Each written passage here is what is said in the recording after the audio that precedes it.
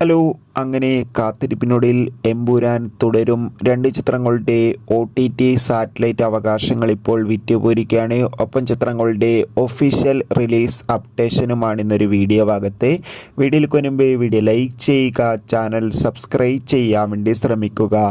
മോഹൻലാൽ, ശോഭന എന്നൊക്കെ പ്രധാന കഥാപാത്രങ്ങളായെത്തി തരുൺ മൂർത്തിയുടെ സംവിധാനത്തിൽ വരാൻ പോകുന്ന ചിത്രമാണ് തുടരും. എല്ലാ സിനിമാ പ്രേമികളും ഒരേപോലെ തുടരും എന്ന ചിത്രത്തിൻ്റെ ഓരോ ദിവസത്തെയും ഓരോ അപ്ഡേഷൻ അറിയാൻ വേണ്ടി ഏറെ ആകാംക്ഷയോടെ കാത്തിരിക്കുകയായിരുന്നു. ഫൈനലി തുടരും എന്ന ചിത്രത്തിൻ്റെ OTT സാറ്റലൈറ്റ് അവകാശങ്ങൾ വിറ്റുപോയിരിക്കുകയാണ്. ചിത്രത്തിൻ്റെ OTT സാറ്റലൈറ്റ് അവകാശങ്ങൾ 20 കോടി രൂപയ്ക്ക് ഡിസ്നി പ്ലസ് ഹോട്ട്സ്റ്റാറും ഏഷ്യാനെറ്റുമാണ് സ്വന്തമാക്കിയിട്ടുള്ളത്. എന്തായാലും മികച്ചൊരു OTT സാറ്റലൈറ്റ് ഡീലിംഗ് ആണ് ചിത്രത്തിന് നടന്നിട്ടുള്ളത്. അതോടുകൂടി തുടരും എന്ന ചിത്രം മെയ് 15-ാം തീയതി തിയേറ്ററുകളിൽ എത്തുമെന്നാണ് റിപ്പോർട്ടുകൾ സൂചിപ്പിക്കുന്നത്. കാത്തിരിക്കാം.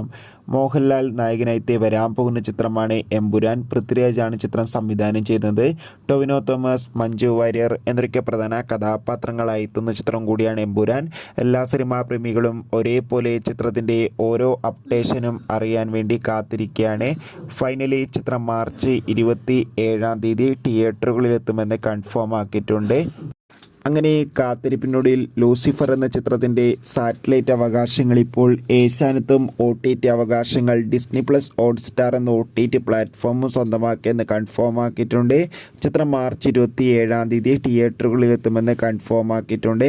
എന്തായാലും എമ്പുരാൻ എന്ന ചിത്രത്തിൻ്റെ റിലീസിനായി